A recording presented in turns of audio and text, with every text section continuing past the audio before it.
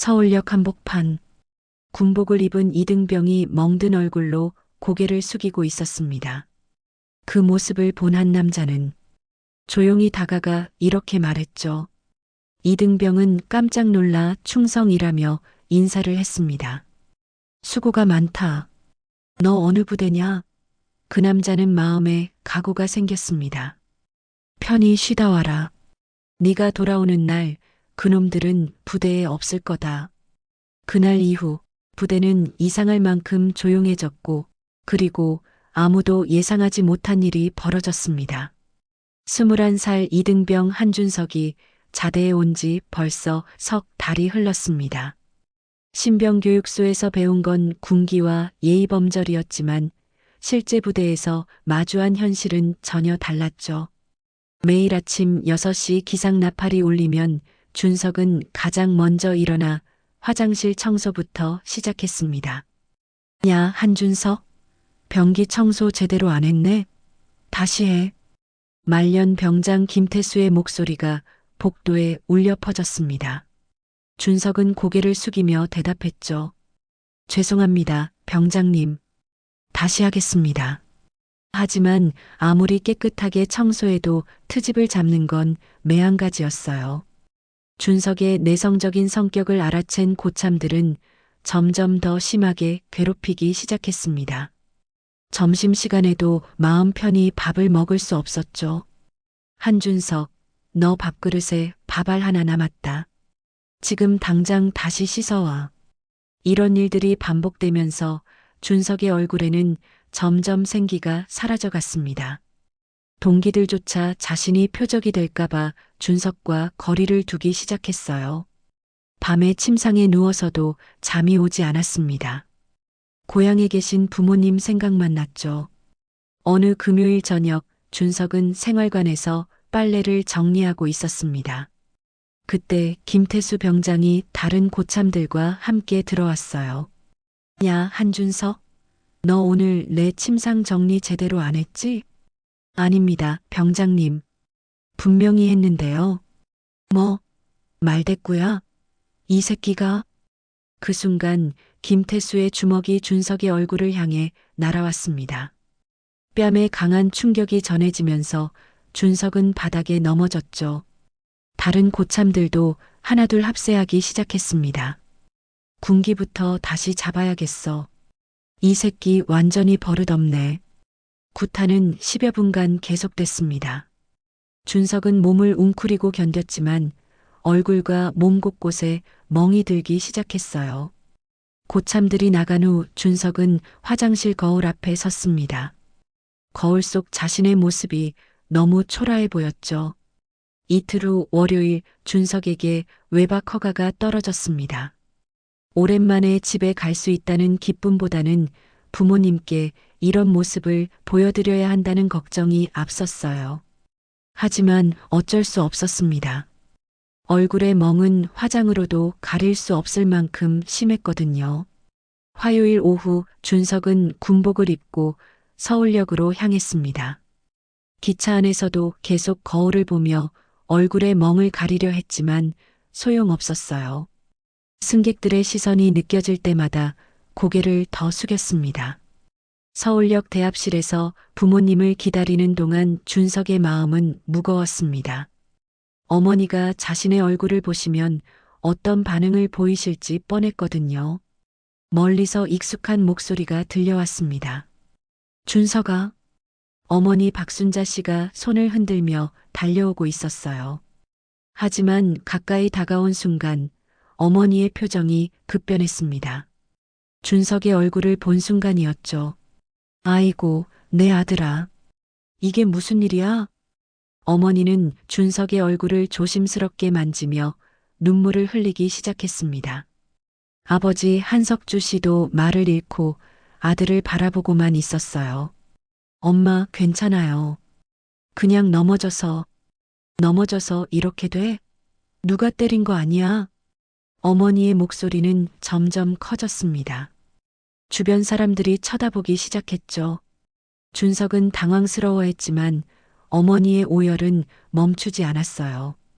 바로 그때 한 명의 군인이 이들 가족을 주의 깊게 지켜보고 있었습니다. 현역 헌병대장 장민철 대령이었어요.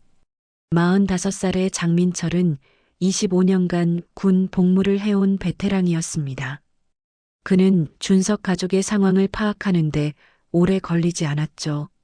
장민철은 천천히 준석에게 다가갔습니다. 계급장을 본 준석은 깜짝 놀라며 경례를 올렸어요. 대령님, 안녕하십니까? 그래, 고생 많다. 어느 부대인가? 제72 보병연대입니다. 장민철의 눈빛이 차갑게 변했습니다. 준석의 얼굴 상태를 자세히 살펴보더니 조용히 물었어요. 언제부터 그랬는가? 무슨 말씀이신지. 거짓말하지 마라. 내가 25년 군 생활한 사람이다. 준석은 더 이상 숨길 수 없었습니다. 떨리는 목소리로 대답했죠. 석 달 전부터입니다. 대령님. 장민철은 고개를 끄덕이며 준석의 어깨에 손을 올렸습니다. 그리고는 아무도 들을 수 없을 만큼 작은 목소리로 말했어요. 네가 돌아오는 날 그놈들은 부대에 없다. 편히 쉬다 와라. 준석은 그 말의 의미를 정확히 이해할 수 없었습니다. 하지만 장민철의 진지한 표정에서 뭔가 다른 느낌을 받았어요. 마치 오랫동안 짊어지고 있던 무거운 짐이 조금 가벼워지는 것 같았습니다. 장민철은 준석에게 명함을 건넸습니다. 혹시 부대에서 또 무슨 일 생기면 언제든 연락해라. 그렇게 말하고는 장민철은 사라졌습니다. 준석은 명함을 보며 생각에 잠겼어요. 과연 저 말이 진짜일까 하고 말이죠. 장민철 대령이 서울역을 떠난 후 그는 곧바로 자신의 사무실로 향했습니다. 헌병대 본부의 불이 꺼지지 않는 밤이 시작된 거죠. 장민철은 제72 보병연대에 대한 모든 자료를 요청했어요. 김중령, 제72 보병연대 최근 상황 보고서 가져와. 네, 대령님.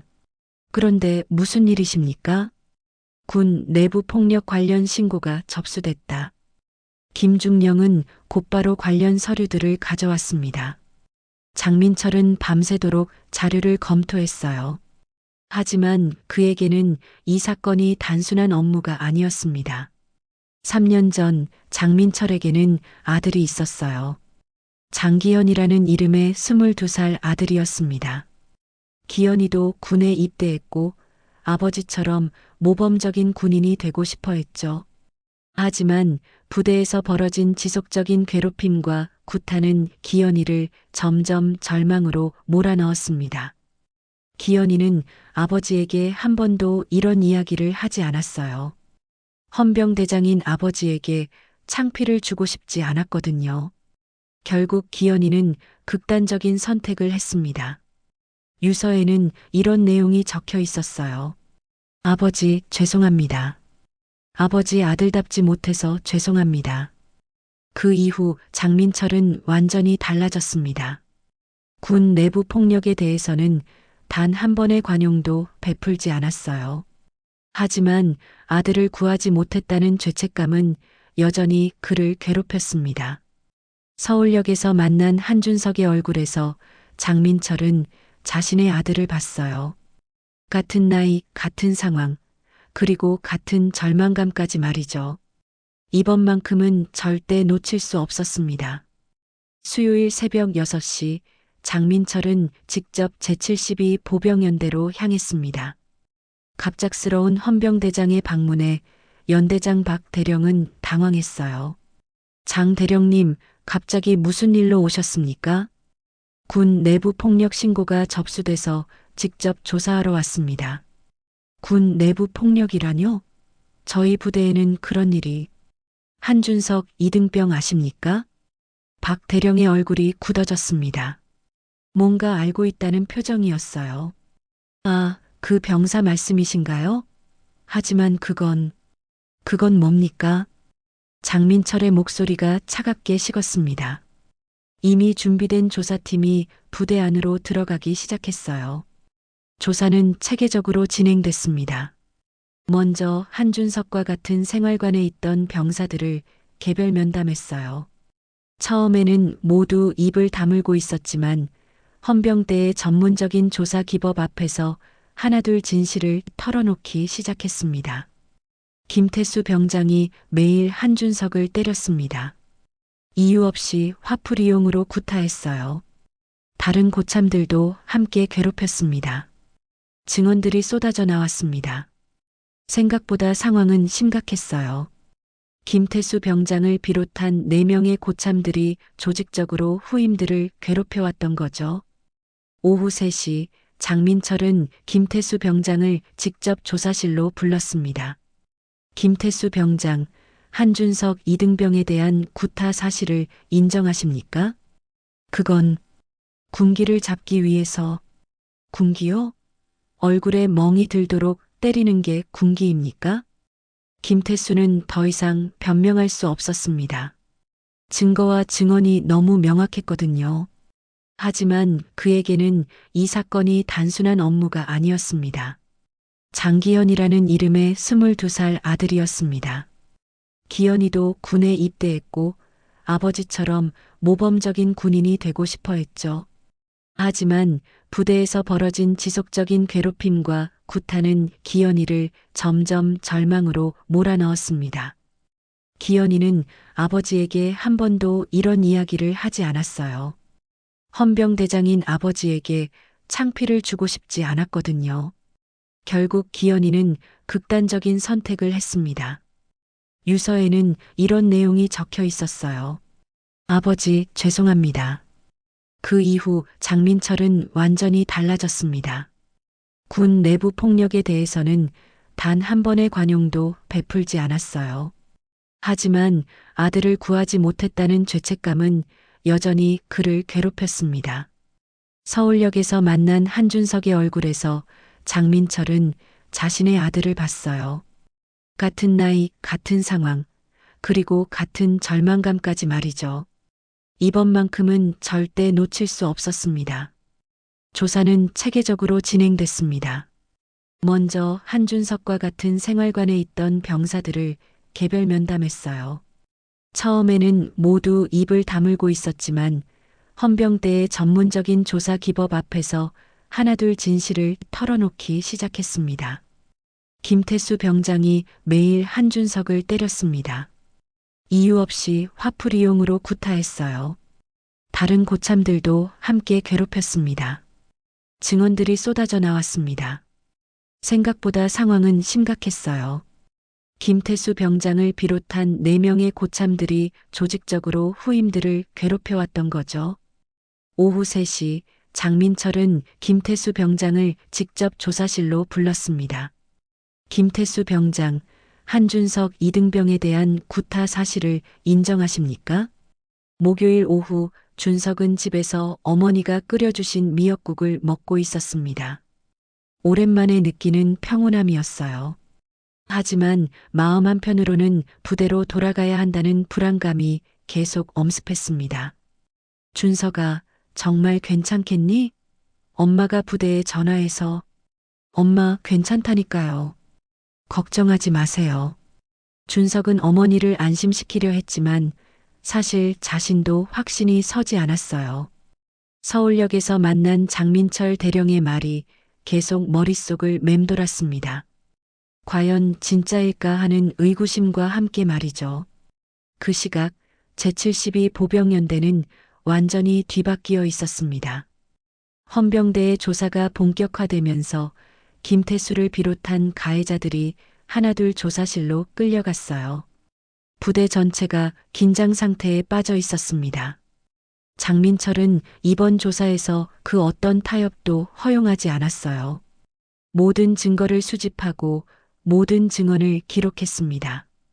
김태수 병장 외에도 박성훈 상병, 최영수 상병, 그리고 정대호 일병까지 총 4명의 가해자가 확인됐어요.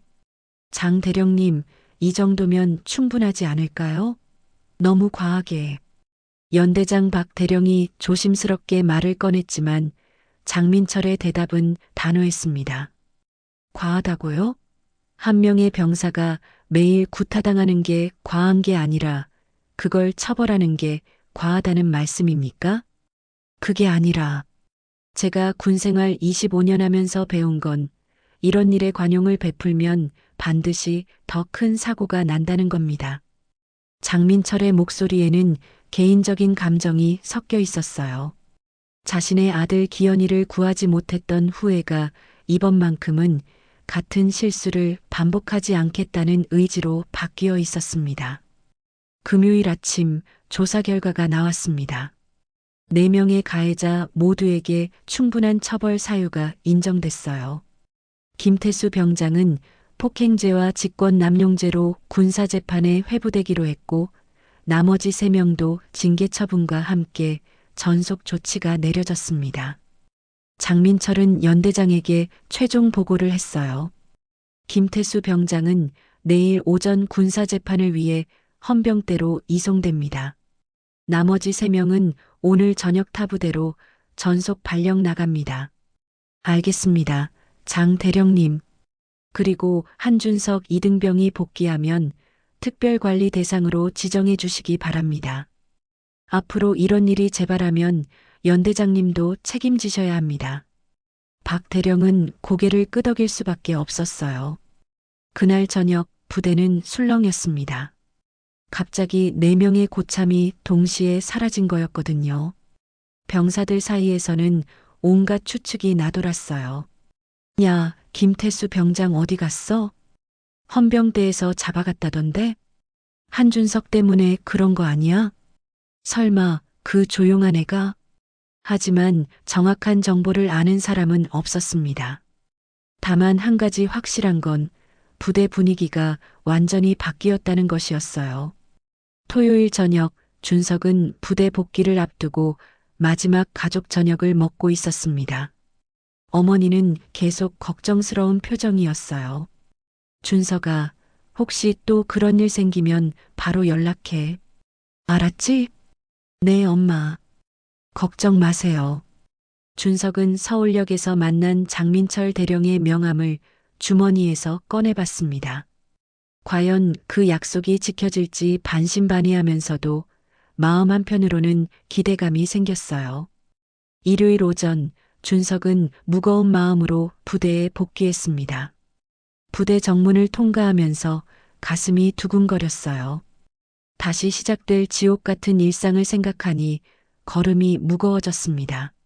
하지만 생활관에 들어선 순간 뭔가 이상함을 느꼈어요. 김태수 병장님은 어디 계세요?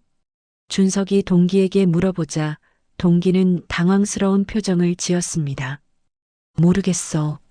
내가 휴가 간 사이에 갑자기 사라졌어. 사라졌다고요? 응, 박성훈 상병님이랑 최영수 상병님, 정대호 일병님도 다 없어. 헌병대에서 데려갔다는 소문도 있고. 준석은 믿을 수 없었습니다. 서울역에서 만난 장민철 대령의 말이 진짜였던 거예요. 네가 돌아오는 날 그놈들은 부대에 없다는 그 약속이 실제로 지켜진 것이었습니다. 생활관 안은 완전히 달라져 있었어요. 그동안 준석을 괴롭혔던 4명의 고참이 모두 사라진 상황에서 남은 선임들은 어떻게 행동해야 할지 몰라 했습니다. 특히 준석을 대하는 태도가 확연히 달라졌어요. 한준석, 너 괜찮냐? 2등 중사 서동현이 조심스럽게 물어봤습니다. 평소 같으면 반말로 다그쳤을 텐데 존댓말을 쓰고 있었어요. 네, 중사님. 괜찮습니다. 그래, 앞으로 무슨 일 있으면 바로 말해. 알았지? 준석은 고개를 끄덕였습니다. 이 모든 변화가 실감나지 않았어요. 마치 꿈을 꾸는 것 같았습니다. 월요일 아침 연대장 박 대령이 직접 생활관을 찾아왔어요. 이례적인 일이었습니다. 박 대령은 모든 병사를 집합시킨 후 엄숙한 표정으로 말했습니다. 앞으로 우리 부대에서는 어떤 형태의 구타나 가혹행위도 용납하지 않겠다. 혹시 그런 일을 목격하거나 당하는 사람이 있으면 즉시 보고하도록 해라. 병사들은 웅성거렸지만 모두 심각한 표정이었어요. 연대장이 직접 나서는 일은 흔하지 않았거든요. 그리고 한준석 이등병. 갑자기 이름이 불린 준석은 깜짝 놀랐습니다. 네, 연대장님. 앞으로 무슨 일 있으면 언제든 연대본부로 와라. 알겠나? 네, 알겠습니다. 박 대령이 떠난 후 생활관 분위기는 더욱 조용해졌어요. 모든 선임들이 후임들을 대하는 태도가 조심스러워졌습니다. 특히 준석에게는 아무도 함부로 대하지 않았어요. 점심시간 준석은 식당에서 편안하게 식사를 할 수 있었습니다. 평소 같으면 밥을 빨리 먹으라고 재촉당했을 텐데 이제는 아무도 간섭하지 않았어요. 오히려 선임들이 먼저 인사를 건넸습니다. 한준석, 밥 잘 먹어. 네, 상병님.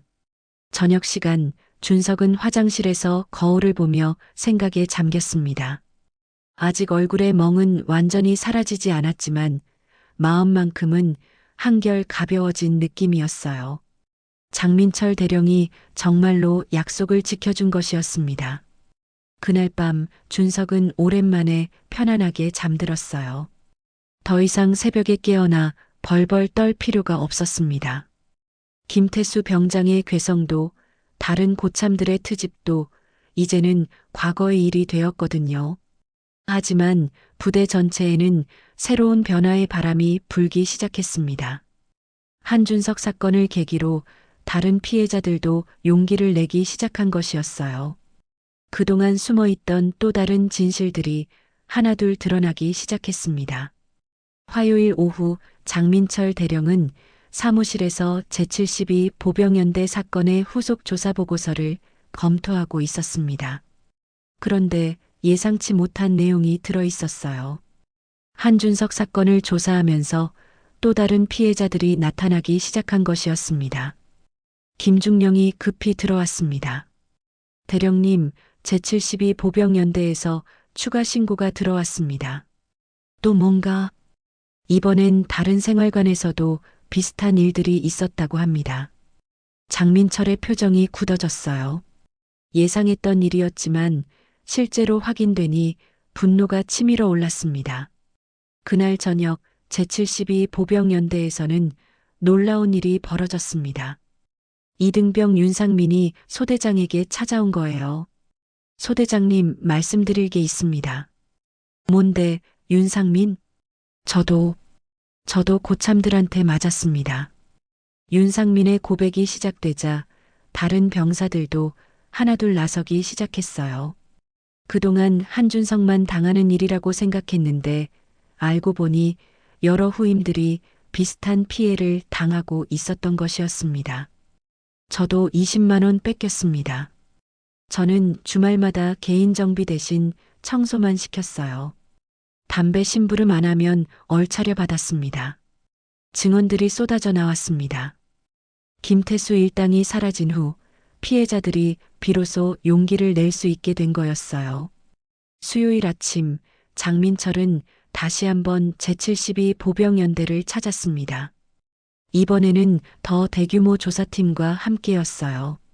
박 대령, 상황이 우리 예상보다 훨씬 심각합니다. 어떻게 된 겁니까?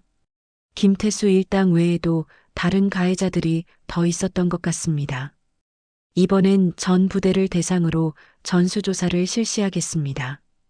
박 대령은 당황스러워했지만 거부할 수 없었어요. 이미 상급 부대에서도 이 사건에 관심을 보이고 있었거든요. 조사가 확대되면서 더 많은 진실이 드러났습니다. 제72 보병연대에는 조직적인 가혹행위가 만연해 있었어요. 단순히 김태수 일당만의 문제가 아니었습니다. 이 정도면 부대 전체를 재편해야 할 수준입니다. 장민철의 부관 김중령이 중간 보고를 했어요. 계속 진행하십시오. 끝까지 파헤쳐야 합니다. 장민철의 결심은 확고했습니다. 자신의 아들이 죽음에 이르게 한 군 문화를 뿌리 뽑겠다는 의지였어요. 목요일 또 다른 충격적인 사실이 밝혀졌습니다. 인근 제81 보병연대와 제93 보병연대에서도 비슷한 신고가 들어온 것이었어요. 한준석 사건이 알려지면서 다른 부대의 피해자들도 신고할 용기를 얻게 된 거였습니다. 대령님, 이제 3개 부대로 확산됐습니다. 알겠습니다. 특별수사본부를 설치하십시오. 장민철은 이번 기회에 군 내부 폭력을 완전히 척결하겠다고 다짐했어요. 더 이상 자신의 아들 같은 피해자가 나와서는 안 되었습니다. 금요일 저녁 준석은 생활관에서 동기들과 이야기를 나누고 있었습니다. 야, 너 때문에 완전 난리 났다. 미안해, 나도 몰랐어. 미안할 거 없어. 오히려 고마워. 우리도 이제 편해졌잖아. 동기들의 반응은 고마움이었어요. 모두가 그동안 참고 견뎠던 일들이었거든요. 그런데 장 대령이라는 분이 정말 대단한 것 같아. 응, 진짜 약속을 지켜주셨어. 준석은 그제서야 장민철 대령의 진짜 의도를 이해하기 시작했습니다. 단순히 자신만을 위한 게 아니라 모든 후임병들을 위한 일이었던 거예요. 그날 밤 준석은 일기장에 이렇게 썼습니다. 오늘로 복귀한 지 일주일이 됐다. 믿을 수 없을 만큼 모든 게 바뀌었다. 장민철 대령님께 정말 감사하다. 3년이 흘렀습니다. 한준석은 이제 말년 병장이 되어 있었어요. 그 사이 제72 보병연대는 완전히 달라져 있었습니다. 장민철 대령이 시작한 군 내부 폭력 척결 작전은 결국 정군으로 확산되었거든요. 준석이 병장이 된 후 처음 맞이한 신병들이 생활관으로 들어왔습니다. 그 중에는 김동아라는 21살 청년도 있었어요. 동아는 준석과 비슷하게 내성적이고 조용한 성격이었습니다. 신병 김동아입니다. 그래, 고생했다. 나는 한준석 병장이야. 준석의 목소리는 부드러웠어요. 3년 전 자신이 받았던 대우와는 전혀 달랐습니다. 첫날 저녁 동아는 긴장한 채로 준석에게 다가왔습니다. 병장님, 혹시 제가 뭔가 잘못했나요? 왜? 다른 부대에서 온 친구들이 그러는데 고참들이 무서우니까 조심하라고. 준석은 씁쓸하게 웃었어요. 아직도 많은 부대에서는 예전 문화가 남아있다는 뜻이었거든요. 동아야, 우리 부대는 그런 곳이 아니야. 편하게 지내도 돼. 정말요? 응, 내가 보장할게. 동아의 눈에 안도감이 떠올랐습니다. 하지만 완전히 믿지는 못하는 표정이었어요. 다음 날 준석은 동아를 포함한 신병들을 모아놓고 이야기를 시작했습니다. 너희들에게 할 말이 있어. 나도 3년 전에는 너희들과 똑같은 신병이었어. 신병들이 집중해서 들었어요. 그때 나는 매일 맞았어. 이유도 없이 구타당하고 욕먹고 괴롭힘 당했지. 신병들의 표정이 어두워졌습니다. 하지만 한 분이 나를 구해주셨어. 헌병대장이셨던 장민철 대령님이셨지. 준석은 3년 전 서울역에서 벌어진 일을 자세히 들려줬습니다. 장 대령의 약속과 그것이 어떻게 지켜졌는지, 그리고 그 후 부대가 어떻게 바뀌었는지 말이에요. 그분 덕분에 나는 살 수 있었어. 그리고 지금의 우리 부대가 있는 거야. 신병들은 감동받은 표정으로 준석의 이야기를 들었습니다. 그래서 나는 너희들에게 약속할게. 내가 있는 동안 너희들은 절대 그런 일을 당하지 않을 거야. 김동아가 조심스럽게 손을 들었어요. 병장님, 그럼 정말 편하게 지내도 되는 건가요? 물론이야. 하지만 편하다고 해서 군기가 없다는 건 아니야. 서로 존중하면서 지내는 거지. 그날부터 준석은 신병들을 형이나 선배처럼 챙겼습니다. 힘든 일이 있으면 함께 도와주고 개인적인 고민이 있으면 들어주었어요. 한 달 후 동아는 완전히 적응했습니다. 다른 신병들도 마찬가지였어요. 웃음소리가 끊이지 않는 생활관이 되었습니다. 어느 날 저녁 동아가 준석에게 말했어요.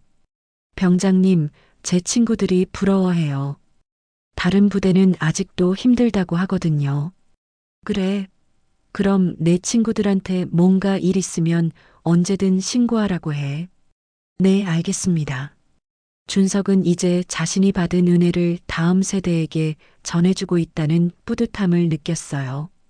장민철 대령이 자신에게 해준 일을 이제 자신이 후임들에게 하고 있는 것이었습니다. 그날 밤 준석은 장민철 대령에게 감사 편지를 썼습니다. 3년 전 받은 은혜를 이제야 제대로 갚고 있다는 내용이었어요. 대령님 덕분에 저는 새로운 사람이 되었습니다. 그리고 이제 저도 누군가의 장민철 대령이 되려고 합니다. 편지를 쓰면서 준석은 울컥했어요. 그때 그 약속이 얼마나 소중한 것이었는지 이제야 완전히 이해할 수 있었거든요. 저녁을 일주일 앞둔 어느 금요일 저녁, 준석은 마지막으로 신병들과 시간을 보내고 있었습니다. 동아를 비롯한 후임들이 준석 주변에 모여 앉아 있었어요.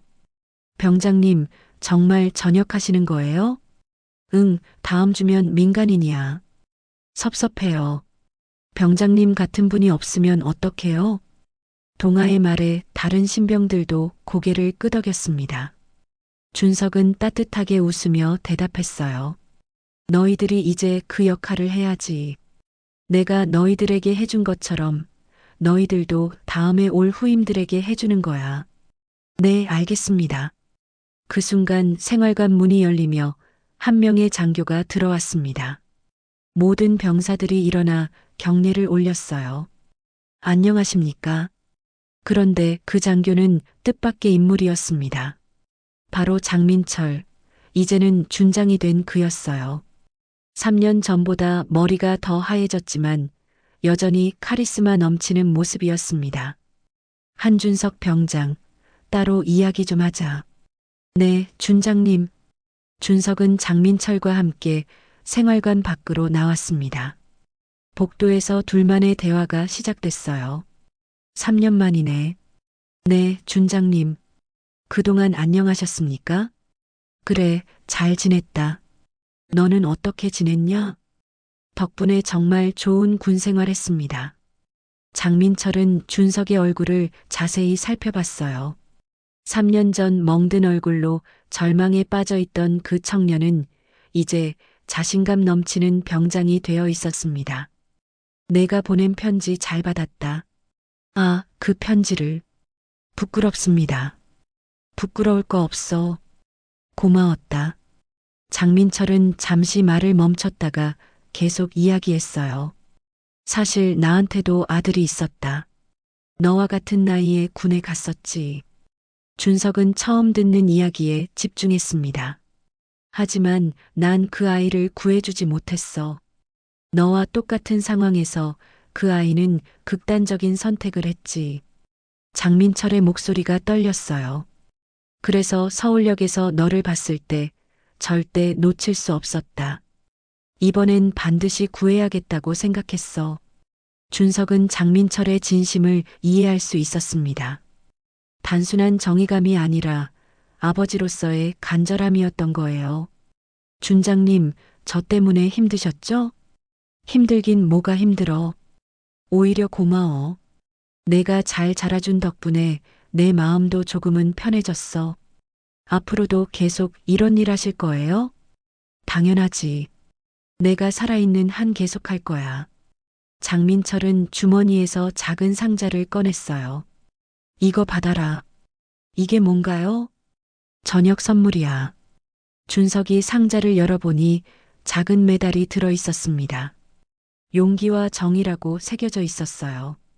이건 너 같은 용기 있는 사람들이 있어야 세상이 바뀌는 거야. 내가 후임들한테 해준 일들 다 알고 있다. 준석의 눈에 눈물이 맺혔습니다. 준장님, 정말 감사합니다. 고마워할 건 없어. 이제 사회에 나가서도 이런 마음 잃지 마라. 네, 꼭 그러겠습니다. 그날 밤 준석은 신병들에게 마지막 당부를 했어요. 너희들, 내가 전역해도 절대 잊지 마. 편히 있어라. 너희한텐 아무 일도 없을 거야. 왜냐하면 이제 너희가 그 약속을 지킬 차례니까. 김동아가 대표로 대답했습니다. 네, 병장님. 꼭 지키겠습니다. 일주일 후 준석은 전역을 했습니다. 부대 정문을 나서면서 그는 돌아봤어요. 3년 전 절망 속에서 들어왔던 그 문을 이제는 희망을 품고 나가고 있었습니다. 그리고 지금도 어딘가에서 장민철 준장은 또 다른 한준석을 찾고 있을 거예요. 편히 쉬다 와라는 그 따뜻한 약속과 함께 말이죠. 몇 년이 지난 후 준석은 회사에서 후배들을 돌보는 선배가 되었습니다. 군대에서 배운 그 마음을 사회에서도 이어가고 있어요. 그리고 가끔씩 장민철 준장의 소식을 들을 때마다 여전히 그분이 누군가의 구원자가 되고 있다는 걸 알 수 있었습니다. 세상을 바꾸는 건 거창한 일이 아니에요. 한 사람의 작은 용기와 따뜻한 마음이 다른 사람의 인생을 구할 수 있다는 것, 그것이 한준석과 장민철이 보여준 진짜 기적이었습니다. 세상을 바꾸는 건 거창한 법령이 아니라 한 사람의 용기와 따뜻한 약속입니다. 멍든 얼굴로 절망을 품었던 이등병, 그리고 그를 지켜낸 한준장의 말 한마디가 수많은 사람들의 미래를 바꿨습니다. 지금 이 순간에도 누군가의 장민철이 되어주는 사람이 있다면 우리는 아직 희망을 말할 수 있습니다. 끝까지 들어주셔서 감사합니다. 지금까지 감동인생이었습니다.